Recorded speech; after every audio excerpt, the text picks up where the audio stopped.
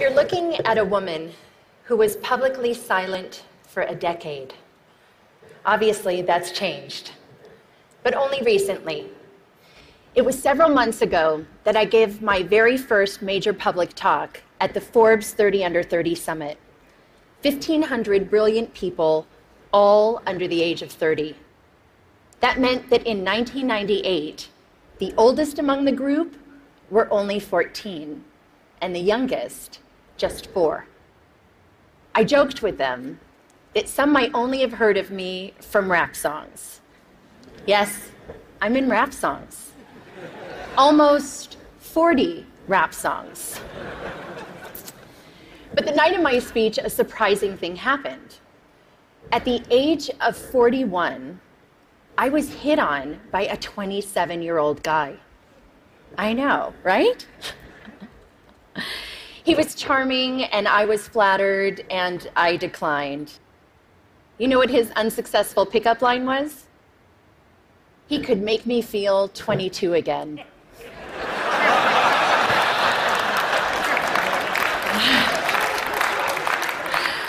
I realized later that night, I'm probably the only person over 40 who does not want to be 22 again.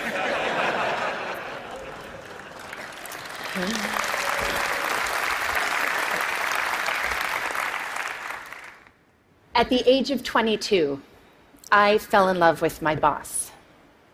And at the age of 24, I learned the devastating consequences. Can I see a show of hands of anyone here who didn't make a mistake or do something they regretted at 22? Yep, that's what I thought. So like me, at 22, a few of you may have also taken wrong turns and fallen in love with the wrong person, maybe even your boss. Unlike me, though, your boss probably wasn't the President of the United States of America. Of course, life is full of surprises. Not a day goes by that I'm not reminded of my mistake, and I regret that mistake deeply.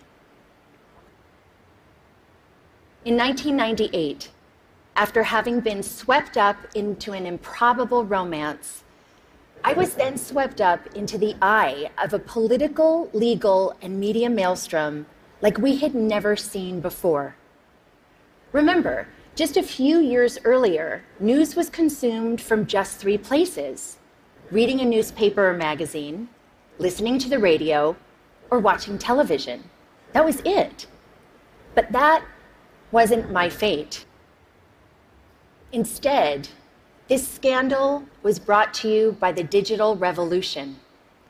That meant we could access all the information we wanted, when we wanted it, anytime, anywhere. And when the story broke in January 1998, it broke online. It was the first time the traditional news was usurped by the internet for a major news story. A click that reverberated around the world.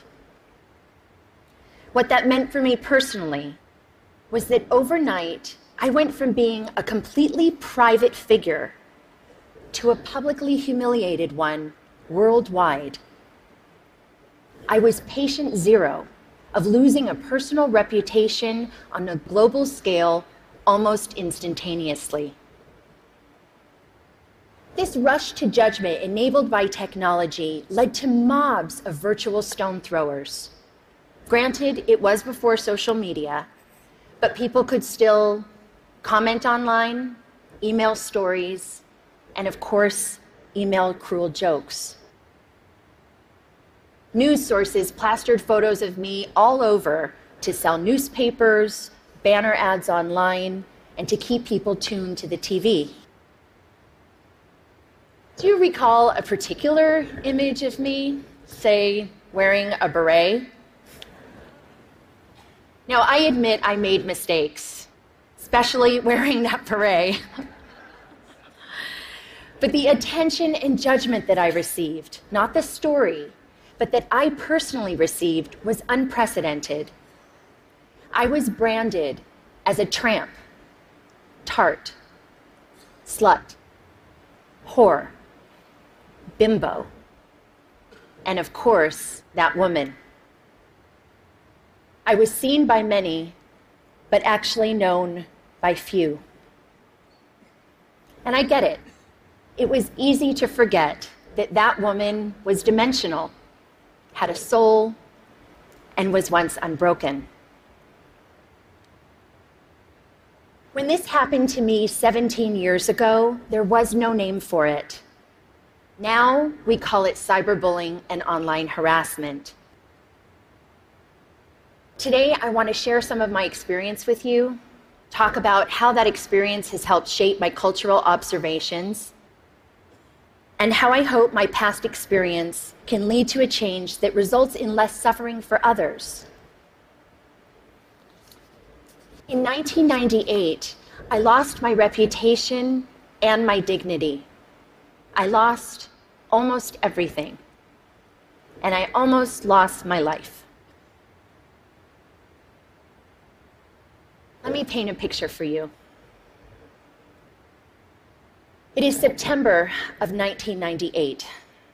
I'm sitting in a windowless office room inside the office of the Independent Counsel, underneath humming fluorescent lights.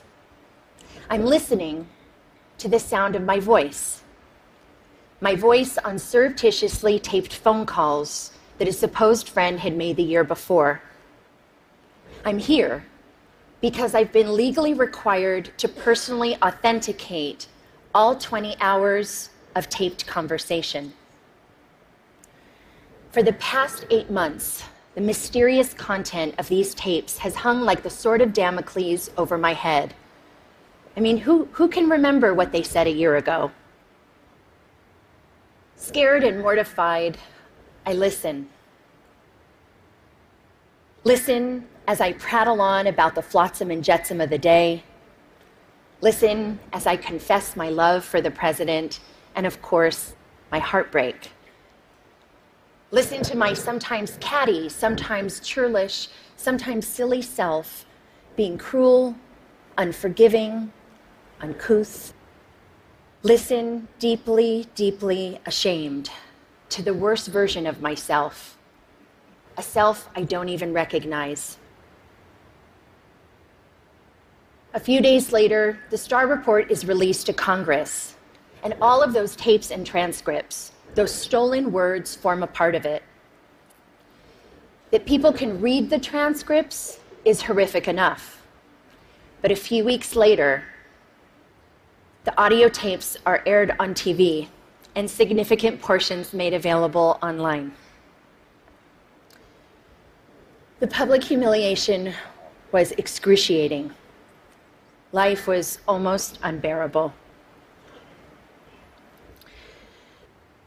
This was not something that happened with regularity back then in 1998. And by this, I mean the stealing of people's private words, actions, conversations, or photos, and then making them public. Public without consent, public without context, and public without compassion. Fast forward 12 years to 2010, and now social media has been born. The landscape has sadly become much more populated with instances like mine, whether or not someone actually made a mistake, and now it's for both public and private people. The consequences for some have become dire, very dire. I was on the phone with my mom in September of 2010, and we were talking about the news of a young college freshman from Rutgers University named Tyler Clementi. Sweet, sensitive, creative Tyler was secretly webcammed by his roommate while being intimate with another man. When the online world learned of this incident, the ridicule and cyberbullying ignited. A few days later, Tyler jumped from the George Washington Bridge to his death. He was 18. My mom was beside herself about what happened to Tyler and his family, and she was gutted with pain in a way that I just couldn't quite understand. And then eventually I realized she was reliving 1998, reliving a time when she sat by my bed every night.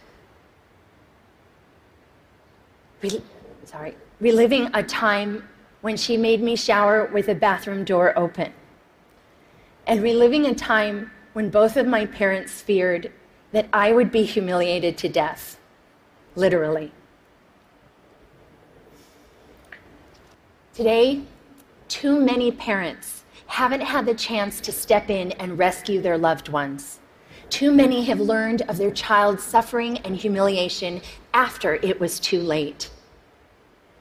Tyler's tragic, senseless death was a turning point for me. It served to recontextualize my experiences, and I then began to look at the world of humiliation and bullying around me and see something different. In 1998, we had no way of knowing where this brave new technology called the internet would take us. Since then, it has connected people in unimaginable ways, joining lost siblings, saving lives, launching revolutions. But the darkness, cyberbullying, and slut-shaming that I experienced had mushroomed. Every day online, people, especially young people who are not developmentally equipped to handle this, are so abused and humiliated that they can't imagine living to the next day. And some tragically don't. And there's nothing virtual about that. Childline, a UK nonprofit that's focused on helping young people on various issues, released a staggering statistic late last year. From 2012 to 2013, there was an 87% increase in calls and emails related to cyberbullying. A meta-analysis done out of the Netherlands showed that for the first time, cyberbullying was leading to suicidal ideations more significantly than offline bullying. And you know what shocked me, although it shouldn't have, was other research last year that determined humiliation was a more intensely felt emotion than either happiness or even anger. Cruelty to others is nothing new. But online, technologically enhanced shaming is amplified, uncontained, and permanently accessible. The echo of embarrassment used to extend only as far as your family, village, school, or community. But now it's the online community too. Millions of people, often anonymously, can stab you with their words, and that's a lot of pain. And there are no perimeters around how many people can publicly observe you and put you in a public stockade. There is a very personal price to public humiliation, and the growth of the internet has jacked up that price. For nearly 2 decades now, we have slowly been sowing the seeds of shame and public humiliation in our cultural soil, both on and offline. Gossip websites, paparazzi, reality programming, politics, news outlets, and sometimes hackers all traffic in shame. It's led to desensitization and a permissive environment online, which lends itself to trolling, invasion of privacy, and cyberbullying. This shift has created what Professor Nicholas Mills calls a culture of humiliation. Consider a few prominent examples just from the past 6 months alone. Snapchat, the service which is used mainly by younger generations and claims that its messages only have the lifespan of a few seconds. You can imagine the range of content that gets. A third-party app which Snapchatters use to preserve the lifespan of the messages was hacked, and 100,000 personal conversations, photos, and videos were leaked online to now have a lifespan of forever. Jennifer Lawrence and several other actors had their iCloud accounts hacked and private, intimate nude photos were plastered across the internet without their permission. One gossip website had over 5 million hits for this one story. And what about the Sony Pictures cyber hacking? The documents which received the most attention were private emails that had maximum public embarrassment value. But in this culture of humiliation, there is another kind of price tag attached to public shaming. The price does not measure the cost to the victim, which Tyler and too many others, notably women, minorities, and members of the LGBTQ community have paid, but the price measures the profit of those who prey on them. This invasion of others is a raw material, efficiently and ruthlessly mined, packaged, and sold at a profit. A marketplace has emerged where public humiliation is a commodity and shame is an industry. How is the money made? Clicks. The more shame, the more clicks. The more clicks, the more advertising dollars. We're in a dangerous cycle. The more we click on this kind of gossip, the more numb we get to the human lives behind it. And the more numb we get, the more we click.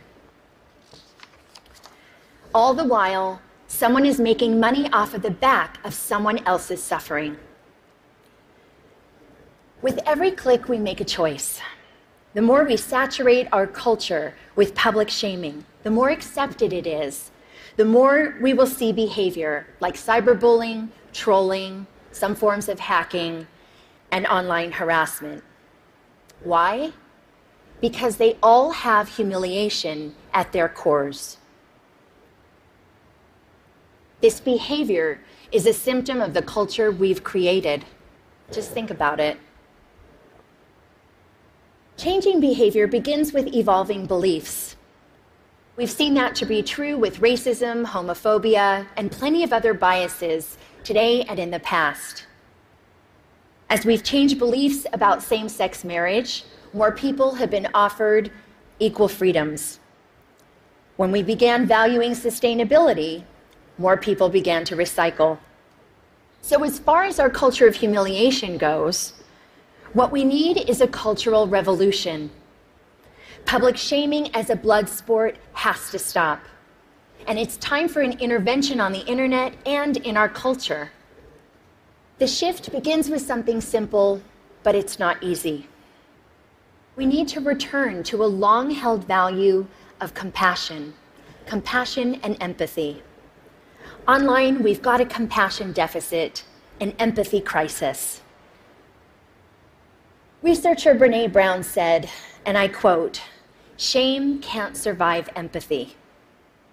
Shame cannot survive empathy." I've seen some very dark days in my life.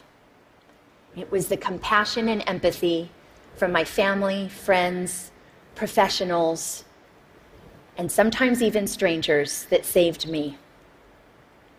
Even empathy from one person can make a difference. The theory of minority influence, proposed by social psychologist Serge Moscovici, says that even in small numbers, when there's consistency over time, change can happen. In the online world, we can foster minority influence by becoming upstanders. To become an upstander means, instead of bystander apathy, we can post a positive comment for someone or report a bullying situation. Trust me, compassionate comments help abate the negativity. We can also counteract the culture by supporting organizations that deal with these kinds of issues, like the Tyler Clementi Foundation in the US.